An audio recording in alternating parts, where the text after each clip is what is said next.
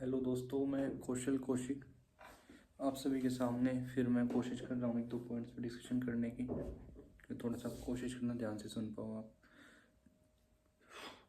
देखो, मैं जो परसों हमारा एग्ज़ाम रहेगा स्टेनोग्राफी का स्किल टेस्ट, उसी के रिगार्डिंग दो तीन पॉइंट्स अपने रखने आया हूँ। तो आपको ठीक लगे तो बहुत अच्छी बात है, नहीं तो आप अपने एक्सपीरियंस के साथ कोशिश करो अपना पेपर निकालने की, और डेफिनेटली होगा आपका अच्छे से। तो सबसे पहले तो होली ऑफ द डंडे की हार्दिक शुभकामनाएं सभी को। बाकी अब शुरू करते हैं दो चार पॉइंट्स। देखो, आपका 10 तारीख को अभी एग्ज़ाम है, तो शायद सभी को चिंता हो रखी है, हेजिटेशन है भाई, डिक्टेशन कैसी रहेगी, मुश्किल आएगी, इजी आएगी, कैसे हैंडल होगा सब चीज़ें। ठीक है, तो सबसे पहला पॉइंट ये है कि भाई अपने दिमाग से ये निकाल दो, पहले कोई एग्ज़ाम कैंसिल हुआ है, नो मतलब कि 15 तारीख को एग्ज़ाम कैंसिल हो गया था या नहीं हो गया था, तुम ये फ्रेशर की तरह जाओ वहाँ पे, फ्रेशर की तरह जाओ, कोई दिमाग में कोई टेंशन नहीं, कोई ये पॉइंट नहीं। क्योंकि आप जब 15 तारीख को एग्ज़ाम देने गए थे तो वहाँ उस टाइम पे आपकी एनर्जी लेवल, आपका इंटरेस्ट काफ़ी सही था, लेकिन अब मैं देख रहा हूँ स्टूडेंट्स का इंटरेस्ट थोड़ा सा, मतलब कि ये मान के चलो कि वो डाउन हो रखे हैं, उनको हेजिटेशन है कि भाई पता नहीं कैसा मैटर आ जाए, कैसे डिक्टेशन आ जाए। तो अपने दिमाग से ही निकालो, एकदम से पॉजिटिव होकर जाओ, और ये चीज़ तुम्हें फील करनी पड़ेगी, हाँ भाई कोई दिक्कत नहीं है, हमें सेकंड चांस मिला है, अच्छी बात है। कुछ टाइम बाद 15 से 20 दिन हमें मिल भी गए डिक्टेशन के लिए, इम्प्रूव करने के लिए। अगर जो 15 तारीख को जो मैटर टफ आया था तो उसमें भी आपको शायद थोड़ी बहुत दिक्कत होती, तो इससे अच्छा आपको टाइम ज़्यादा मिल गया। पॉइंट नंबर 1 ये कि एकदम से दिमाग से निकाल दो कि एग्ज़ाम सेकेंड टाइम हो रहा है हमारा, आप एकदम से वन टाइम वाला एक्सपीरियंस फील करो वहाँ पे, और कोशिश करो कि आप कुछ ना कुछ इम्प्रूव कर सको अपने अंदर। दूसरा पॉइंट ये है कि जब आप वहाँ डिक्टेशन के लिए जा रहे हो तो कल क्या करना है हमें, कल का मतलब एक दिन बीच में है हमारा। आज हम 8 तारीख है, 9 तारीख के बारे में बता रहा हूँ, 9 तारीख को हमें क्या करना है। तो एक तो कोशिश करो एक या दो आप ट्रांसक्राइब कर पाओ, और ट्रांसक्राइब करो उस मैटर को, ज़्यादा टफ मैटर ना करना, थोड़ा सा नॉर्मल सा मैटर करियो, मॉडरेट हो, और चाहे तुमसे लिखा जाए या ना लिखा जाए, लेकिन ट्रांसक्रिप्शन जरूर करो, ताकि तुम्हारा थोड़ा सा हाथ चले। ये ना लगे कि तुम 3-4 दिन बाद वहाँ पर ट्रांसक्रिप्शन कर रहे हो, तो वो बड़ा ओड लगेगा तुम्हें। तो कोशिश करो एक या दो ट्रांसक्राइब कर सको। और दूसरा, कल का सेकंड पॉइंट ये है मेरा कल के लिए कि आप डिक्टेशन को रीड करो, 3-4 डिक्टेशन रीड करो जरूर रिपीटेशन में, क्योंकि जो भी मैटर आप वहाँ लिखोगे तो आप रीड कर पाओगे ना, तो वो आपकी कमांड में रहेगी चीज़ें, और आप रीड नहीं कर सकते उस मैटर को, गिर पड़ के आपने लिख तो लिया लेकिन रीड नहीं कर पा रहे, तो फिर वो किसी काम का नहीं है। वो आप बगल वाले को तंग करोगे, इधर उधर वाले को, ठीक है। तो बगल वाले से मेरे को एक चीज़ और याद आ गई है कि देखो भाई, किसी भी बच्चे को ना डिस्टर्ब ना करो, ये रिक्वेस्ट है सभी से। देखो, या तो अपने पहले ही बातचीत कर लो, बैठ रहे हो तो ठीक है, तो वैसे तो अलाउड नहीं होता, लेकिन फिर भी चलो ठीक है भाई, स्टेनोग्राफी है, थोड़ा बहुत टाइम मिल जाए तो 2-4-5 वर्ड अपना डिस्कशन कर लो। लेकिन किसी को ना इरिटेशन वाले वर्ड मत लगाइयो। इरिटेशन का मतलब है कि भाई किसी के पीछे ना पड़ना कि भाई यार मेरे को ये वर्ड बता, ये वो, क्योंकि उसने मेहनत की है, तुमने मेहनत की है, ठीक है। तो जब टाइम मिले तो कोशिश करो, नहीं तो उसको इरिटेट ना करो दूसरे बंदे को अपने चक्कर में। या तो तुम्हारा कोऑर्डिनेशन अच्छा होना चाहिए, तुम एक दूसरे की बातें समझ रहे हो, नहीं तो डिस्टर्ब ना करो किसी को भी, ठीक है। उसके अलावा तीसरा पॉइंट मेरा ये रहेगा कि डू 1 और 2 डिक्टेशन, ठीक है। ये मैंने बता दिया आपको कि भाई एक या दो डिक्टेशन आप ट्रांसक्राइब जरूर करना है। उसके अलावा रीडिंग करो, कल बैठ करके रीडिंग करो 3-4-5-6 डिक्टेशन की, कम से कम 2-2 बार। एक डिक्टेशन को 2 बार 3 बार रिपीट करो, क्योंकि वहाँ पे तुम अब यहाँ तुम फोर की जगह हैव लिख रहे हो, ऑफ की जगह ऑल लिख रहे हो, तो ये भी तुमने एक्यूरेसी मेंटेन कर ली तो काम खत्म है, ठीक है। तो अपना ये काम कर लो कि जितने भी, मान लिया तुम्हारे 20 वर्ड तुमने छोड़ दिए एमबी रीडिंग के कारण, ठीक है। 10 वर्ड तुम्हारे स्पीड के कारण छूट गए, 15 वर्ड छूट गए, 10 और 10 20 और 5 25 गलतियाँ होगी, ठीक है। 20 गलतियाँ तुमने कॉमन मिस्टेक कर दी है, 25 और 10 35 और 10 45, 45 के अलावा जिसकी 80 जिसकी 50 गलतियाँ आप उसके अकॉर्डिंग मैं बता रहा हूँ, ठीक है। और जिसकी 80 गलतियाँ आप तुम अंदाजा लगा सकते हो। तो उसके अलावा ये ध्यान रखना है, किसी बच्चे की ना लाइन छूट जाती है, लाइन या 2 लाइन, एक लाइन, वो डिस्टर्ब वर्ड यहाँ ऊपर वाली लाइन में है और वो 3 लाइन नीचे डिस्टर्ब वर्ड आ गया, वहाँ से शुरू कर दिया उसने ट्रांसक्रिप्शन करना, ठीक है। तो आप एक काम करो उस चीज़ के लिए, आप जो भी पेंसिल स्केल वगैरह जो भी कुछ लेके जा रखे हो, वहाँ पे पेंसिल है, 2 पेंसिल या 1 पेन है, तो जैसे ही आपकी 5 से 6 लाइन हो गई है तो उस पेन को नीचे ड्रॉप कर दो, सरका दो एक तरह से कि भाई हाँ हमारी यहाँ तक हो गया, ताकि तुम डिस्टर्ब क्या नाम है कंफ्यूज भी हो जाओ तो उस पेन के अकॉर्डिंग भाई हाँ तुम्हारा पेन से ऊपर का सारा मैटर टाइप हो चुका है, अब पेन से नीचे में चेक करना, उससे तुम्हारा टाइम वेस्ट नहीं होगा, ठीक है। इस चीज़ का ध्यान रखना है कि आपकी लाइन ना छूट जाए, तो अपना 4-5 लाइन टाइप की उस पेन को सरका दो अपना नीचे, ताकि तुम मैच कर सको, ठीक है। तो टाइम ज़्यादा वेस्ट नहीं होगा तुम्हारा। अगला पॉइंट मेरा ये रहेगा, डू वन और टू डिक्टेशन।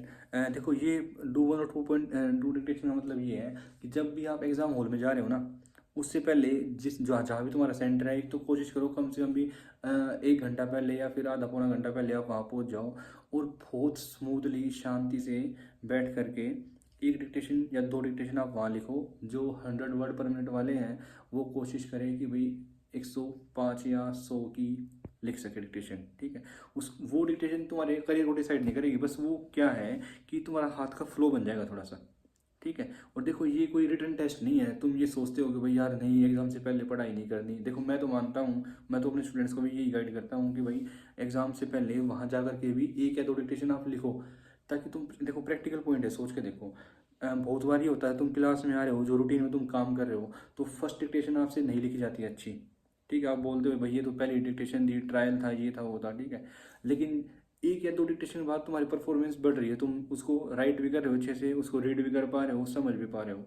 तो वो एक्सपीरियंस लेने के लिए आपको इंडिपेंडेंटली एग्ज़ाम हॉल में जाने से पहले कोशिश करनी चाहिए, अगर जो पॉसिबल हो तो। वैसे तो एग्ज़ाम आपका बहुत जल्दी का है सुबह भी, लेकिन कोशिश करना अगर कोई मैनेज कर पाए तो 1 या 2 डिक्टेशन जरूर लिख पाए, ठीक है। और वो फ्लो बढ़ाने के लिए सिर्फ चाहे क्लास अंदर लिख लो, आप प्रोग्रेसिव लिख लो, कोई टेंशन नहीं है, ठीक है। और सबसे मेन पॉइंट, अब अगले पॉइंट पे बात करते हैं। वो पॉइंट बहुत ज़्यादा इंपॉर्टेंट है कि बहुत सारे बच्चों की ना एक्यूरेसी अच्छी है, तैयारी बहुत अच्छी है, ठीक है, स्पीड बहुत अच्छी है, मतलब कहीं भी कमी नहीं है। अगर जो उसको कोई ऑब्जर्व करने वाला हो तो 100 की स्पीड वाले हो या 80 की स्पीड वाले हो, जिसका COD ग्रेड का है। लेकिन दिक्कत क्या है कि वो अप डाउन हो रखे हैं एकदम से, उनके दिमाग में ये है कि भाई पता नहीं कैसे डिक्टेशन आएगी, टफ होगी, ईजी होगी।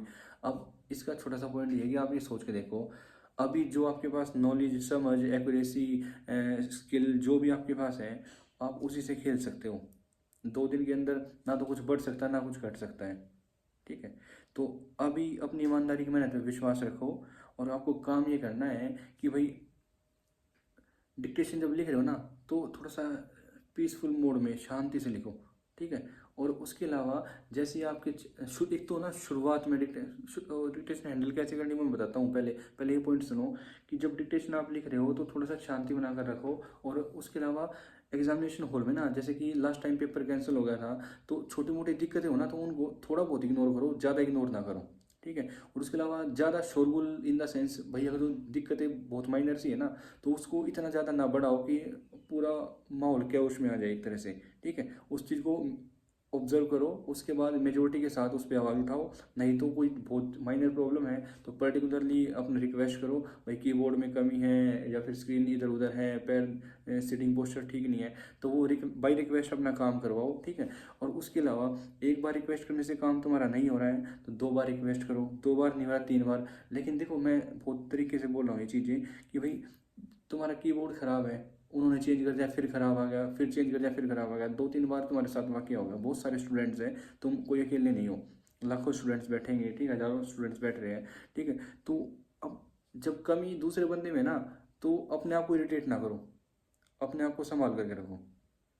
भाई वहाँ के मैनेजमेंट में कमी है, वहाँ के सिस्टम में कमी है, ठीक है, तो खुद इरिटेट ना हो, वहाँ रिक्वेस्ट करो, अपना काम करवाओ, ठीक है। और क्या नाम है, जब दिक्कतें ज़्यादा होगी बोर्ड वगैरह में, ठीक है, तो बाई रिक्वेस्ट अपना काम करवाते रहो, ऐसी कोई दिक्कत नहीं है। देखो थोड़ा सा ना वो जो एग्जामिनर या फिर वो जो कंडक्ट करवाते हैं एग्ज़ाम, जो इन्विजिलेटर वगैरह होते हैं, तो वो थोड़े से ना भाई जैसे बीटेक मैक्सिमम टाइप, वो मैक्सिमम बीटेक वाले बंदे होते हैं, बीटेक जिन्होंने कर रखी है, ठीक है। तो उनको वो इतने ज़्यादा सेंसिटिव नहीं है कि भाई स्टेनोग्राफी का एग्ज़ाम कैसे कंडक्ट करवाया जाता है, आवाज़ नहीं होनी चाहिए, वो पीछे आके खड़े हो गए हैं, ठीक है। तो बाई रिक्वेस्ट उनको ये चीज़ आपको बतानी पड़ेगी टाइम से पहले ही, ठीक है। क्योंकि आप खुद देखते हो क्लास में कोई नया स्टूडेंट आया तो वो स्टूल के पैर लगा के चल रहा है, आवाज़ करते हुए जा रहा है, ठीक है। लेकिन जिसको एक्सपीरियंस है स्टेनोग्राफी का, वो चुपचाप जाकर बैठेगा, शांत रहेगा, इवन दैट वो उसको खांसना भी होगा तो बहुत आराम से अपने आप को मेंटेन करेगा। तो वो चीज़ वो नहीं समझ सकते, इसलिए हर सिचुएशन को ना बहुत समझदारी के साथ मेंटेन करना है, ठीक है। अगला पॉइंट हम डिस्कस करते हैं, check notepad in the sense में। देखो आप जब डिक्टेशन ट्रांसक्राइब कर रहे हो ना, ट्रांसक्रिप्शन कर रहे हो, तो आप कोशिश करो कि ऑन द स्पॉट ही आप सही टाइप करो और सही स्पेलिंग्स वगैरह ज़्यादातर अपनी तुम्हारी कमांड में रहे। तो क्योंकि वो जोन आएगा तुम्हारा, कि भाई जोन का मतलब ये है कि जब तुम ट्रांसक्रिप्शन करो ना, तो कई बार दिमाग काम करना बंद हो जाता है, हम देखते हैं जो लिख दिया वो ऐसे टाइप करते जा रहे हैं फ्लो में, ठीक है। उससे दिमाग और हमारा ग्रामेटिकल मिस्टेक वगैरह या स्पेलिंग मिस्टेक वगैरह वो एकदम से फ्लो में चल रहे हैं।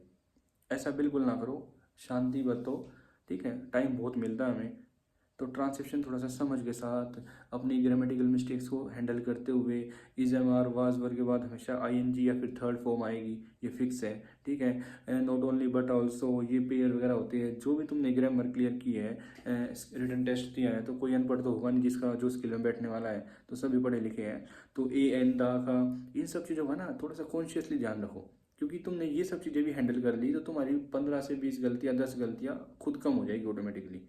क्वेश्चन मार्क का ध्यान रखो, एसेंशियल कोमास का ध्यान रखो, फुल स्टॉप का भी ध्यान रखो थोड़ा बहुत, ठीक है। तो इन बेसिक चीज़ों पे काम करना है, बहुत ज़्यादा टफ होना है इन द सेंस कि भाई तो अरे तुम्हें 10% मिस्टेक माफ है, अपना काम निकालना है तुम्हें, ठीक है। तरीके से मेंटेन करो अपने आप को, ठीक है। और धीरे धीरे संभालो और maintain your accuracy at the time. हाँ मैंने बोल दिया ये पॉइंट कि भाई अपनी एक्यूरेसी को उसी टाइम पे मेंटेन करो, क्योंकि जब हम ट्रांसक्राइब करें ना मैटर को, तो कर्सर एकदम से नीचे से ऊपर जाता है, बाद में चेक करते हैं, तो पहले ही थोड़ा बहुत चेक करते चलो, फिर बाद में टाइम बचे तो फिर अपना संभालो उस चीज़ को, और लाइन मिस ना हो जाए। लाइन मिस होने का मैंने बता दिया है। इजी वर्ड्स को जल्दी, हाँ एक अच्छा पॉइंट है, जिनको प्रॉब्लम ये है ना कि वो टाइम पे ट्रांसक्राइब नहीं कर पाते या फिर टाइम पे ट्रांसक्राइब कर भी रहे हैं, तो ये पॉइंट ध्यान से सुनो। जब तुम्हें पता है कि ये लाइन तुमने बहुत अच्छे से लिख रखी है और इसमें वर्ड्स बहुत ज़्यादा ईजी आ रखे हैं, तो वहाँ जल्दी टाइप करो, ये ना आप वहाँ पे भी ट्रांसक्रिप्शन वाले मोड में हो, ठीक है। जब लाइन ईजी आ रखी हो, वर्ड ज़्यादा मुश्किल ना हो पैसेज में, तो उसको थोड़ा जल्दी टाइप करो। जहाँ मुश्किलें आए वहाँ थोड़ा सा रुक जाओ, वहाँ शांति से स्पेलिंग में मुश्किल हो उसको टाइप करो। और स्पेलिंग की बात ये है कि जब तुम्हें किसी स्पेलिंग पर डाउट हो ना, तो तुम्हें लग रहा है यार ये तो स्पेलिंग बिल्कुल गलती होगी, ठीक है, तो वहाँ पे उस स्पेलिंग को ब्रेक कर लो थोड़ा सा, उसके सिलेबल काउंट कर लो, भाई कितने सिलेबल का वर्ड है, 2 सिलेबल का वर्ड है, 3 सिलेबल का वर्ड है, सिलेबल के अकॉर्डिंग उस वर्ड को सेट करो। जैसे कि अपॉर्चुनिटी है तो अपॉर्चुनिटी, रेफरेंडम है रे एफ रेफ रे एंड डम रेफरेंडम, सेलिब्रेशन सेलिब्रेशन, तो इससे आप टुकड़े करोगे ना, तो सबसे पहले बेसिक वर्ड को निकाल लो वहाँ से। बेसिक वर्ड जो होगा, बेसिक वर्ड के अकॉर्डिंग ही वहाँ पे नाउन प्रोनाउन नाउन या फिर एडजेक्टिव एडवर्ब के अकॉर्डिंग वो वर्ड सेट हो रखा होगा। तो कोशिश करो आप, थोड़ी सी भी कोशिश कर ली ना, तो आप जहाँ स्पेलिंग मिस्टेक 15 कर रहे हो तो ऑटोमेटिकली 7 हो जाएगी, गारंटी इस चीज़ की। तो कोशिश करो अपने आप को वहाँ पे मेंटेन कर सको स्पेलिंग वाइज। उसके अलावा एक ये पॉइंट मैंने बार बार बोल दिया है कि भाई आपको ये ध्यान रखना है, जो भी आपके पास नॉलेज है ना, अभी 2 दिन के अंदर आपकी वो नॉलेज बढ़ने वाली नहीं है 1% भी। समझ बढ़ सकती है, समझ कैसे, देखो अब मेरे ख्याल से जो भी कल 10 परसों पेपर देने जा रहे हैं 10 तारीख को, उसमें से 20% बच्चे मान लेते हैं हम भाई जो बिल्कुल फ्रेशर है वो नहीं कर सकते, भले ही वो बोल रहे हैं हमारी स्पीड अच्छी है ये है वो है, ठीक है, लेकिन 30% भी हम मानते ना, या 30 या 40% हम बच्चे ऐसे मान रहे हैं जिन्होंने प्रैक्टिस कर रखी है, शायद इतने बच्चे तो मिनिमम हो गई जिन्होंने प्रैक्टिस कर रखी है, वो एग्जाम में बैठने लायक है, एग्जाम को क्लियर कर सकते हैं, ठीक है। अब वो फेल कौन हो रहा है, फेल हम उसको नहीं कहेंगे जो फ्रेशर है जिसने तैयारी बहुत कम की है, उसको हम फेल नहीं बोल सकते, वो तो क्लास से बाहर है, सीधी सी बात है।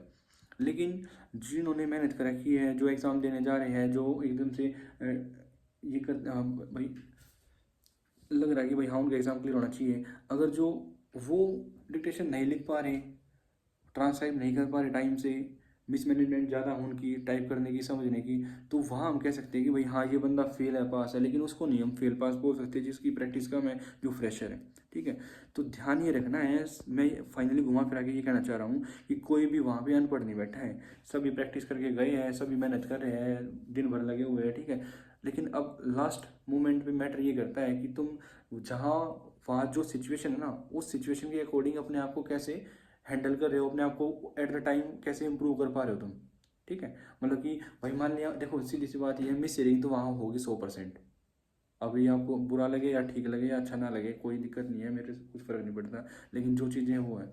तो 10 से 12 वर्ड की मिस रीडिंग कन्फर्म है, कोई मना नहीं कर सकता। उसके अलावा 10-12 वर्ड्स की मिस रीडिंग, थोड़ी बहुत मिस मैनेजमेंट वगैरह वो हो भी सकती है ना, हम तो दुआ मनाते हैं बिल्कुल ना हो 1% भी, ठीक है। क्योंकि देखो ये जो ऑप्शन है ना, ये मैं इसलिए कह रहा हूँ कि अगर जो डायरेक्ट डिक्टेशन होती ना, पहले क्या होता था कि भाई डायरेक्ट डिक्टेशन होती थी, एग्जामिनर आएगा डिक्टेशन बोलेगा अपने आप, और उसके अलावा जो भी वर्ड उसने गलत बोल दिए तो वो एट अ टाइम करेक्शन करवा देगा, वो बहुत पहले की बात है। लेकिन अब क्या है, स्पीकर में मास में एक तरह से भाई बहुत बच्चे बैठे हैं और उन सभी को डिक्टेशन दी जा रही है, तो वहाँ भी ये चीज़ें मेंटेन नहीं हो पा रही एक्यूरेसी के साथ, तो वो दिक्कतें थोड़ी बहुत होने वाली है।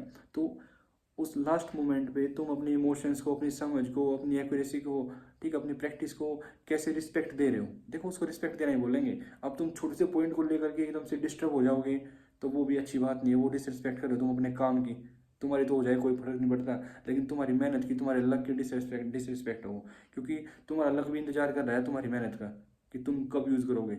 अगर जो तुम्हारी लक और तुम्हारी मेहनत को ये तुमने ये पॉइंट दे दिया कि भाई नहीं यार वो तो उसने गड़बड़ कर दी इसलिए मैंने ये काम कर दिया, तो प्लीज़ ऐसा पॉइंट बिल्कुल ना उठाओ, ऐसा काम बिल्कुल ना करो जिससे आपका लक और आपका जो मेहनत है वो वेस्ट जाए एक तरह से। तो लक भी इंतजार कर रहा है पिछले 2-3 साल से, 1 साल से, 5 साल से, 6 साल से, तो उसको इज्जत के साथ एक मौका दो अच्छे वाला, ताकि लास्ट पॉइंट पे आप उस चीज़ को कवर कर सको। ठीक है, बाकी 1-2 पॉइंट मिस हो गया होगा तो मैं ज़रूर कोशिश करूँगा आपके सामने आने की। ठीक है, और कोई कुछ गलत बोल दिया हो तो भाई सॉरी तो नहीं कहूँगा, लेकिन ये है कि ठीक है सॉरी बोल देता हूँ, कोई दिक्कत नहीं है।